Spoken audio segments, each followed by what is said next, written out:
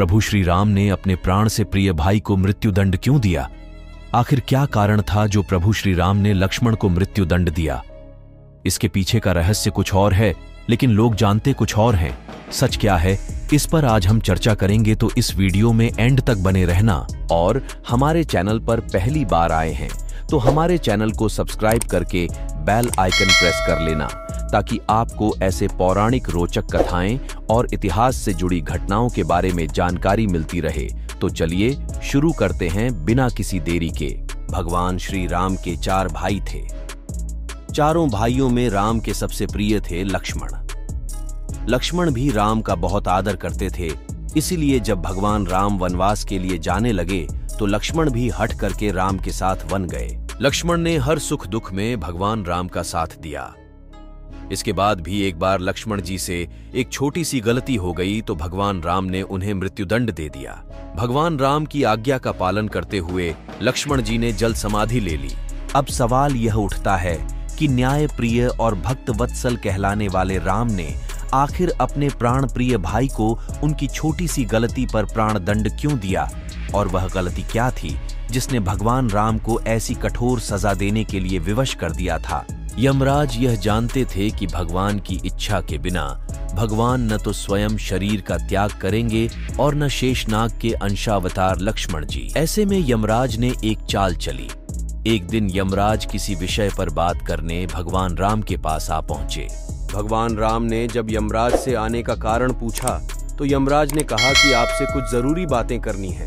भगवान राम यमराज को अपने कक्ष में ले गए। यमराज ने कहा कि मैं चाहता हूं कि जब तक मेरी और आपकी बात हो उस बीच कोई इस कक्ष में नहीं आए।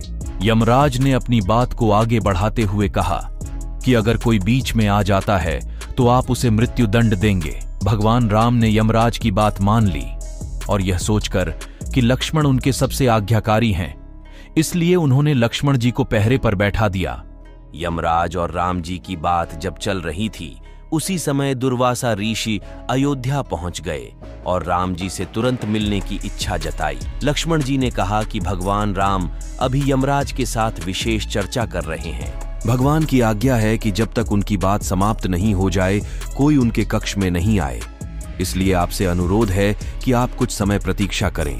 ऋषि दुर्वासा लक्ष्मण जी की बातों से क्रोधित हो गए और कहा कि अभी जाकर राम से कहो कि मैं उनसे मिलना चाहता हूँ, अन्यथा मैं पूरी अयोध्या को नष्ट होने का शाप दे दूंगा। लक्ष्मण जी ने सोचा कि उनके प्राणों से अधिक महत्व उनके राज्य और उसकी जनता का है, इसलिए अपने प्राणों का मोह छोड़कर लक्ष्मण जी भगवान राम के कक्ष में चले गए। भगवान राम लक्ष्मण को सामने देखकर हैरान और परेशान हो गए।